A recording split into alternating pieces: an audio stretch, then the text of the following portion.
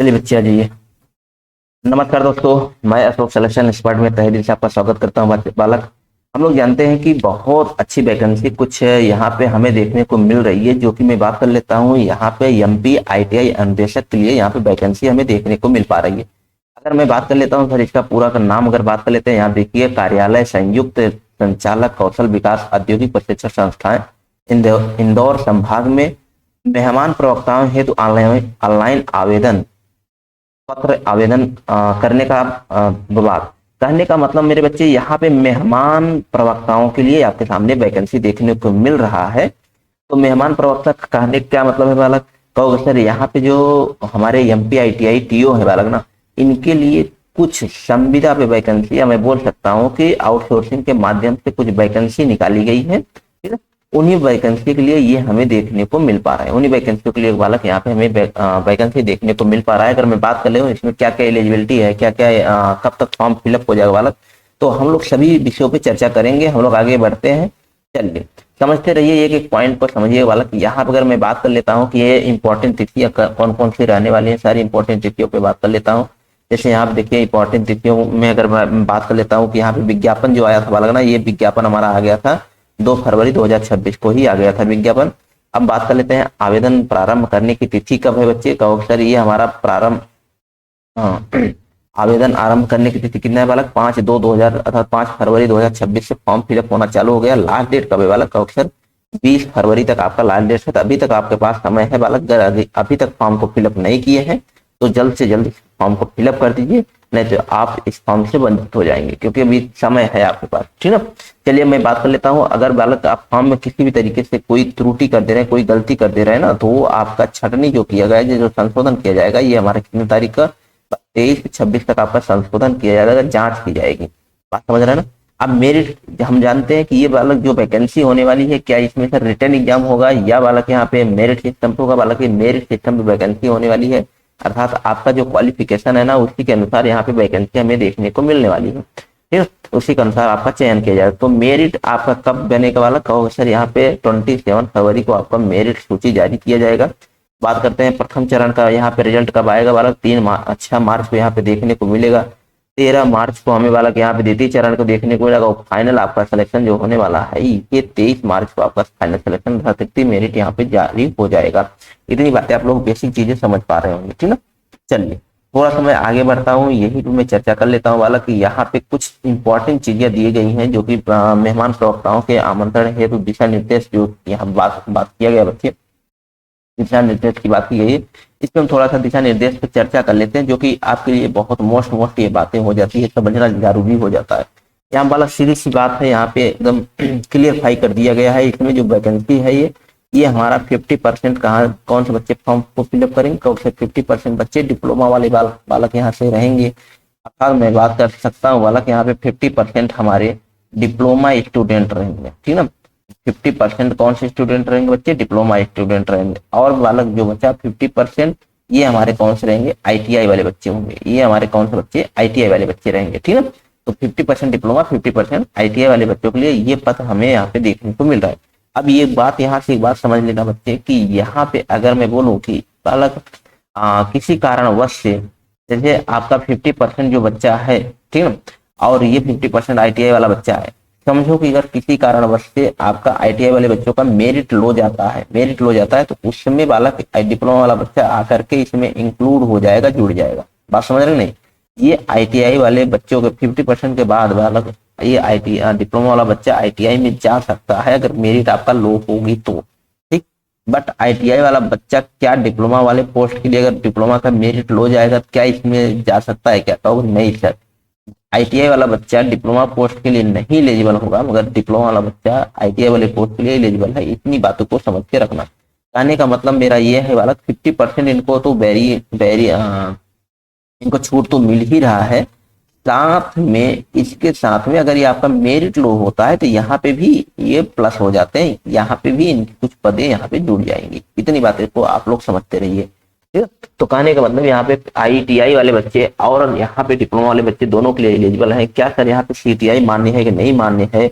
जरूरत पड़ेगा सीटीआई का कि नहीं जरूरत पड़ेगा, इसमें हम लोग सभी विषयों पे चर्चा कर रहे होंगे। ठीक है, ये बातें यही बातें यहाँ पे दिया गया है इस विज्ञापन संख्या में, इस बातें यहाँ पे ये समझाया गया है। ठीक, बात समझ गए। चलिए हम लोग आगे बढ़ते हैं, फटाफट चलते हैं, कुछ मेन इंपॉर्टेंट बातों पे तिथियों पे हम लोग चर्चा करते हुए चलेंगे।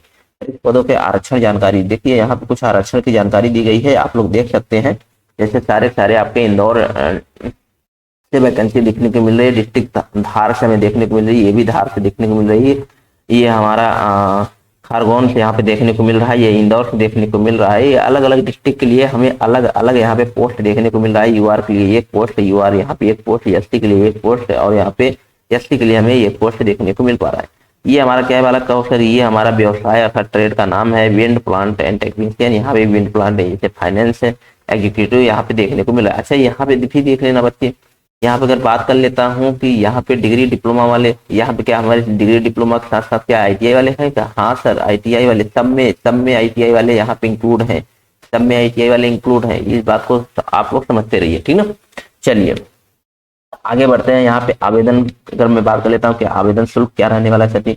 आवेदन शुल्क वाला निःशुल्क है, कोई पैसा इसमें नहीं लगने वाला है, आप लोग फिलअप कर सकते हैं जाकर के। कैसे फॉर्म को फिलअप करना है इस बात पे भी हम चर्चा करेंगे, अभी आगे वीडियो में बने रहिए। आयु सीमा की बात कर लेता हूँ बालक, आयु सीमा क्या होने वाली है कहो सर, ये मैक्स मिनिमम 18 वर्ष होनी चाहिए, मैक्सिमम 62 वर्ष होनी चाहिए। जो भी 62 वर्ष तक है बालक सभी बच्चे यहाँ पे फॉर्म को अप्लाई कर सकते हैं, ठीक है। चलिए हम लोग थोड़ा सा और अहर्ताएं की बात कर लेते हैं, शैक्षणिक अहर्ताएं की बात कर लेते हैं। यहाँ पे जो कि मैं बात कर लेता हूँ तकनीशियन क्या क्या आपकी डिग्री होनी चाहिए, क्वालिफिकेशन क्या होना चाहिए, कैसे फॉर्म को फिलअप कर सकते हो। चलिए जैसे यहाँ पे देख लीजिए, बात समझिए बालक, यहाँ पे विंड प्लांट अगर आप टेक्नीशियन इस पोस्ट के लिए अगर आप फॉर्म को फिलअप कर रहे हैं तो आपका क्या डिग्री होना चाहिए बालक, ये डिग्री डिप्लोमा होना चाहिए, अर्थात मैकेनिकल से या डिग्री डिप्लोमा किए हो, या बालक यहाँ पे इलेक्ट्रिकल्स किए हैं, इलेक्ट्रॉनिक किए हैं, इंस्ट्रूमेंटेशन इंजीनियरिंग से किए हुए बालक, तो आप इस फॉर्म के लिए एलिजिबल है। बात समझ रहे ना। हाँ, और यही पे बात कर लेते हैं, अगर एनटीसी या बालक एनएससी अर्थात आईटीआई या अप्रेंटिसशिप किए हो बालक, किससे, विंड प्लांट एंड टेक्नीशियन से, अगर इससे किए हुए बालक तो भी आप इस फॉर्म के लिए एलिजिबल है। सेम यही डिग्री बालक इसमें भी हमें फाइनेंस एग्जीक्यूटिव में देखने को मिल रहा होगा, ठीक है। तो यहाँ पे भी देख पा रहे हैं आप लोग, ओल्ड एज में भी आपका यही सेम पोस्ट है यहाँ पे भी देखने को मिल रहा है, जो कि आईटीआई वाले बच्चे के लिए, चाहे एमसी हो, चाहे एससीबीटी हो, चाहे एनसीबीटी हो, दोनों के लिए यहाँ पे हमें देखने को मिल पा रहा है। बात समझ रहे ना। चलिए आगे मैं बढ़ता हूँ बच्चे, यहाँ पे आपके सामने कुछ इन्होंने नोट करके दिए हुए हैं। नोट में क्या दिए हो बालक, इस नोट को समझिए तो जरा सा, मैं ऐसे बेसिक चीजें मैं बता दे रहा हूँ आपको। यहाँ पे पहला पॉइंट वही ऊपर मैंने आपको ज्यादा समझाने की कोशिश किया है कि बालक जो 50% आपके डिप्लोमा वाले बच्चे हैं, 50% इसमें डिप्लोमा वाले बच्चे होंगे, डिप्लोमा वाले बच्चे होंगे, कहोगे हाँ सर इसमें 50% डिप्लोमा वाले होंगे, और मेरे बालक 50% हमें आईटीआई वाले बच्चे यहाँ पे देखने को मिल रहे हैं, ठीक ना। अब ये वाले बच्चे इस पोस्ट के लिए अर्थात आईटीआई में जा सकते हैं, बट आईटीआई वाले इसमें नहीं आ सकते, यही बात आप लोग समझिएगा यहाँ पे, ठीक ना। चलिए अब यह बात कर लेते हैं, यहाँ पे सेकंड पोजीशन पे बात बोला गया है कि आवेदन की एक से अधिक अहर्कारी शैक्षणिक योग्यता होने पर आवेदन में बेस क्वालिफिकेशन का चयन करना होगा। कहने का मतलब होगा बच्चा कि यहाँ पे दूसरे सेकंड पॉइंट पे ये बोला है कि अगर आपके पास बहुत सारे बच्चे ऐसे होंगे जिनके पास वाला ITI plus diploma, ITI plus diploma बच्चे दोनों सर्टिफिकेट हैं, आपके पास दोनों सर्टिफिकेट हैं, तो ऐसे में क्या आप किस बेस पे डाल रहे हैं बालक, आपका जो मेरिट सिस्टम पे हम जानते हैं, ये मेरिट सिस्टम पे अनुसार होने वाला। अगर आईटीआई आप बेस बना दोगे तो आपका आईटीआई का मेरिट जोड़ा जाएगा, अगर आप डिप्लोमा बेस बनाओगे बालक तो डिप्लोमा बेस पे मेरिट जोड़ा जाएगा।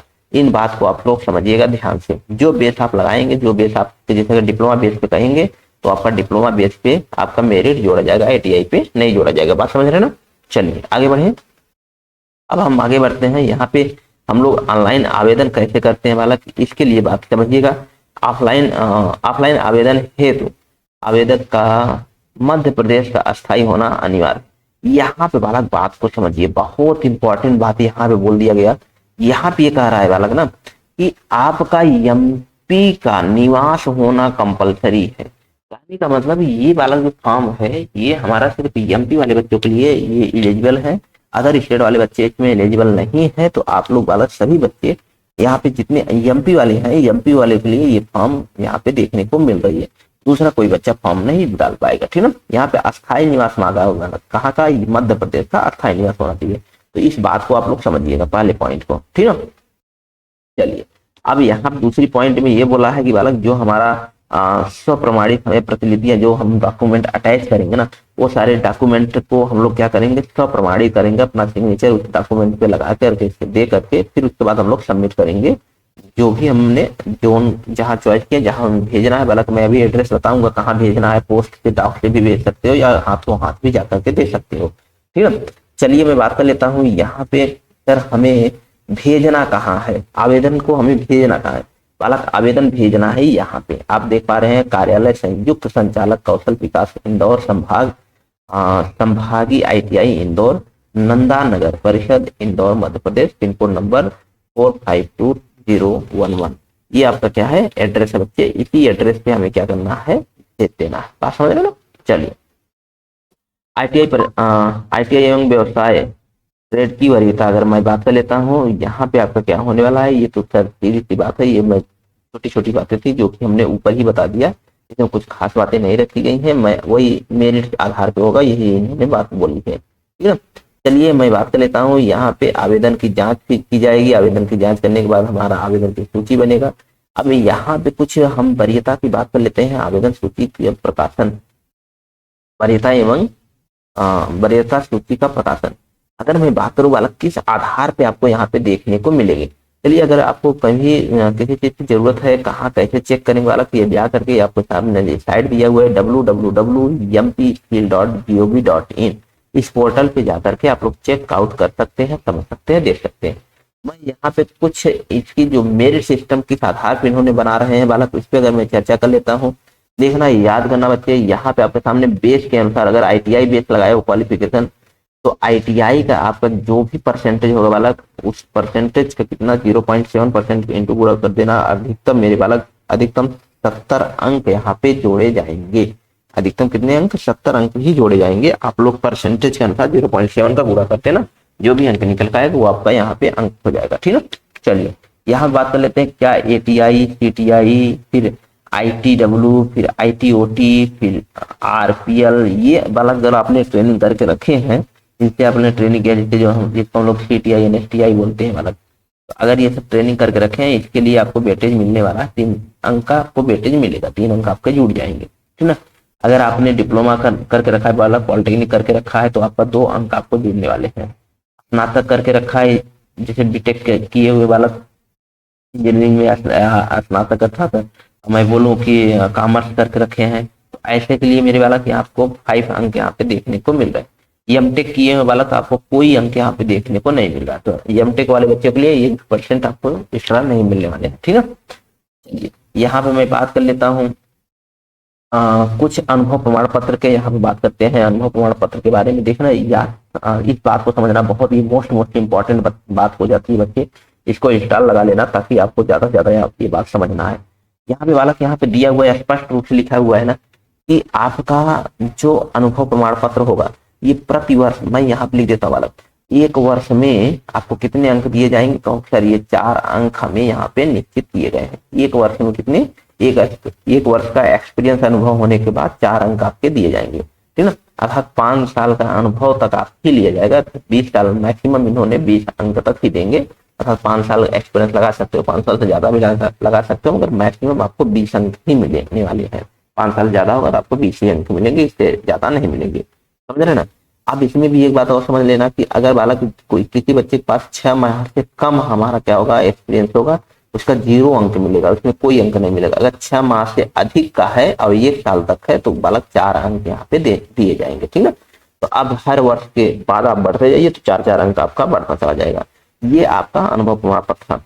अच्छा, क्या सर हमने अनुभव प्रमाण पत्र जो बनवाए हैं वो सर हमने प्राइवेट ITI कॉलेज से बनवाया है, क्या वो सर निजी ITI कॉलेज से हमने अनुभव प्रमाण पत्र बनाया है, क्या ये सब सही है या नहीं, चलेगा कि नहीं चलेगा। तो बालक को इस बात को अगर हम समझे तो यहाँ पे देखिए 3rd पॉइंट पे दिया है, निजी ITI के अनुभव प्रमाण पत्र के साथ EPF और ESCI स्लिप बैंक स्टेट देने पर ही मान्य होगा। कहने का मतलब ये है बालक ना कि जो भी आपने आईटीआई में जहां से अनुभव प्रमाण पत्र बनवाया, जहां से आपने बनवाया, तो इसका मतलब उस आईटीआई कॉलेज में आपने कभी पढ़ाए रहे होंगे, ठीक ना। तो जब पढ़ा रहे थे तो उस दौरान आपका जो सैलरी आती थी, जो भी सैलरी आती थी बालक, वो हमारे किसके मैं किसके आधार से आता हो, बैंक के आधार से आता हो। अर्थात बैंक के अकाउंट से आपके अकाउंट में सैलरी आती हो तो बैंक का स्लिप आपको चाहिए, अर्थात सैलरी स्लिप आपका चाहिए। इस बात को समझिएगा, सैलरी स्लिप का स्टेटमेंट आपको देना पड़ेगा। कहाँ पे, कहो सर हमें आईटीआई कॉलेज अनुभव प्रमाण पत्र में लगाना पड़ेगा। इस बात को समझिएगा बच्चे, ठीक ना, इस बात को समझिएगा। कैसे सर समझोगे, कहोगे सर हम लोग स्टार्टिंग स्लिप लगा देंगे, लास्ट का स्लिप लगा देंगे, तो पता चल जाएगा कि हाँ सर यहाँ से यहाँ तक हमारा अनुभव प्रमाण पत्र है, ठीक ना। चलिए आगे बात समझते हैं। और आप लोग का जो स्लिप होगा, जो हम लोग लेटर में पैड में लिख के दिया जाता है, वो तो आप देंगे ही। वो देने के बाद वाला सैलरी स्लिप अटैच करना कंपलसरी हो जाता है। इस बात को समझिएगा, नहीं तो आप लोग धोखा खा जाएंगे। ऐसा नहीं है वाला कि आप सिर्फ लेटर पैड में लिख करके दे दीजिए और आपका सिलेक्शन हो जाएगा, ऐसा नहीं है, ठीक ना। चलिए कुछ मैं यहाँ पे मानदेय वेतन की मैं बात कर लेता हूँ। वेतन आपको 20,000 रुपये यहाँ पे देखने को मिल रहे हैं। अगर छुट्टी मारोगे तो इसके अकॉर्डिंग कैलकुलेशन कर लेना कि उपस्थिति कितना किए हो, कुल डेटों की संख्या से हम लोग 20,000 से गुणा कर देंगे, तुम्हारा यहाँ पे निकल जाएगा दिन की संख्या, ठीक ना। तो चलिए कार्य अवधि क्या होने वाली है, इस बात को थोड़ा सा फोकस करिएगा। कार्य अवधि साल क्या होने वाली है, हमें कितनी, सर ये 11 माह के लिए, अधिकतम 11 माह के लिए रखा गया है। बट यहाँ पे आगे बोल गए हैं कि नियमित पदस्थापना, स्थानांतरण एवं अन्य शासकीय पद को कारणों से पद भरे जाने तक। कहने का मतलब है बालक ना कि इसमें क्या है कि आपका 11 माह तक ही आपको तो रखा गया, 11 माह के लिए रखा गया। बट किसी कंडीशन में अगर वहां पे कोई गेस्ट फैकल्टी नहीं आ रही है तो आपके लिए क्या होगा कि ये पद बढ़ा दिया जाएगा, अर्थात ये आपका रेन्यू कर दिया जाएगा। आप आगे तक जा सकते हैं 11 माह से, फिर अगला जब बढ़ाएंगे तो आप 22 माह हो जाएगा। फिर हो सकता है अगले माह, अगले सप्ताह फिर कोई नहीं आए, फिर ये भी बढ़ करके फिर 33 माह हो जाता है। इस तरीके से ये रेन्यू होता चला जाता है, बात समझ रहे ना। तो इस तरीके से आपका रेन्यू यहाँ पे होगा, आगे बढ़ता चला जाएगा। चलिए अब यहाँ पे हमें बात कर लेते हैं डॉक्यूमेंट में क्या क्या यहाँ पे फिलअप करना है। तो डॉक्यूमेंट देख लीजिए, यहाँ पे 11 पॉइंट हमें डॉक्यूमेंट देखने को मिल रहे हैं। तो दस्तावेजों का विवरण है ये बालक। यहाँ पे मेहमान प्रवक्ताओं का आमंत्रण आवेदन, जो हमारा अभी एप्लीकेशन है, वो एप्लीकेशन कहाँ मिलेगा सर, कैसे मिलेगा, ठीक ना, क्योंकि ये ऑफलाइन है बालक, ऑनलाइन तो होगा नहीं। ये पूरी बालक ऑफलाइन है। पूरे तरीके से हम बात करते हैं, ये हमारा क्या है, ऑफलाइन हमें यहाँ पे देखने को मिलने वाला है, ठीक ना। तो ऑफलाइन फॉर्म में यहाँ पे देखने को मिल रहा है। तो मेरे बच्चे यहाँ पे अगर मैं बात कर लेता हूँ, यहाँ पे क्या क्या हमें डॉक्यूमेंट अटैच करना पड़ेगा, कैसे भेजना है, मैं सारा अभी भेजने का एड्रेस तो बता दिया, ठीक है। अब वो चाहते हो तो बालक आप डाक से भी भेज सकते हो, या बालक हम लोग हैंड टू हैंड जाकर के जमा कर सकते हैं उस एड्रेस पे, ठीक। चलिए यहाँ पे हाई स्कूल का लगाना है, हाई सेकेंडरी लगाना है, इस तरीके से आप लोग यहाँ पे देख सकते हो क्या क्या डॉक्यूमेंट, यहाँ पे क्या क्या डॉक्यूमेंट हमें देना है, ठीक ना। यहाँ पे क्या क्या हमें डॉक्यूमेंट देना है, इस तरीके से हम लोग देख सकते हैं। तो यहाँ के बच्चे अगर बात कर लेते हैं, हमारा एप्लीकेशन आवेदन पत्र कहाँ मिलेगा बच्चे, ये है आपका आवेदन पत्र, ये है आपका आवेदन पत्र। इसमें जाना, अपना वाला पूरा नाम, व्यवसाय, सब कुछ यहाँ भर देना पूरी तरीके से, जैसे ये बोला है हम लोग इस तरीके से पूरी इसी तरीके से सेम क्रिया हम लोग ऐसे कर करके भर के पूरे फॉर्म को, ये फॉर्म को फिलअप कर देंगे। बालक ये फॉर्म कहाँ मिलेगा, मैं आपको टेलीग्राम ग्रुप में दे दूंगा। अगर टेलीग्राम ग्रुप में नहीं जुड़े हैं तो आप लोग जल्दी जाइए, जुड़ जाइए, ठीक है। अब मैं बात कर लेता हूँ सिलेक्शन एक्सपर्ट के नाम से टेलीग्राम ग्रुप है बालक। सिलेक्शन एक्सपर्ट के नाम से, सिलेक्शन एक्सपर्ट के नाम से बच्चे यहाँ पे टेलीग्राम ग्रुप है, ठीक ना। जाकर के आप लोग जुड़ जाइए, बात समझ रहे हैं बच्चे। चलिए अगर नहीं जुड़ पा रहे हैं कोई बात नहीं, मैं इसी वीडियो के नीचे डिस्क्रिप्शन में टेलीग्राम का लिंक भी दे दूंगा, और आपको यहाँ पे डिस्क्रिप्शन में ही इसको फॉर्म को फिलअप फॉर्म को भी डाल दूंगा, तो आप लोग जाकर फॉर्म को फिलअप कर सकते हैं। तो ये रहा बच्चा फॉर्म आपके सामने दिखाई दे रहा है, और इस फॉर्म को फिलअप करिए, ठीक ना। फिलअप करने के बाद बच्चे जा करके जल्दी से जल्दी आवेदन इसको करके, क्योंकि अब आपके पास समय बचा नहीं हुआ है, तो आप लोग जल्दी अब फॉर्म को फिलअप करिए और जाइए, यहाँ से आपका सिलेक्शन हो जाएगा 3 मार्च तक। आज 3 मार्च तक फाइनल रिजल्ट आपका आ जाएगा बच्चे। अगर मैं बात करूँ कि ये 20 फरवरी, बच्चा ये याद रखना, डेट याद करना, 20 फरवरी 2026 तक ही आपका ये यहाँ पे फॉर्म फिलअप होने वाला है, ठीक ना। अभी 3 से 4 दिन बचा हुआ है, तो आप लोग जाइए जल्दी जल्दी फॉर्म को फिलअप कर लीजिए बच्चे। चलिए मेरे बालक, तो हम लोग इसी पे सेशन को समाप्त करेंगे, आगे दीजिएगा। थैंक यू, नमस्कार बच्चे, जय हिंद।